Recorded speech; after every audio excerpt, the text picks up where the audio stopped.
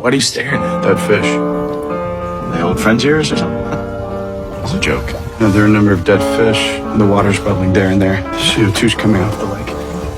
The lake's about to explode. That's a new one. The top water layer is so hot and the bottom layer is so much cooler that carbon dioxide is collecting at dangerous levels at the bed of the lake. It's like a shaken can of soda. So if anything disrupts the lake, a motor, a landslide, then the gas will rush to the top and the lake will explode. And that will send out a deadly cloud of carbon dioxide the size of a football. More or less certain that the time you said the village will be struck by an asteroid. An asteroid did strike, just in Perth. You also swore up and down about an earthquake. That happened too, in Sri Lanka. Now, I was 10, my calculations were off. They're not off now. Well, then I guess we're all going to be having a drink with Davy Jones, aren't we?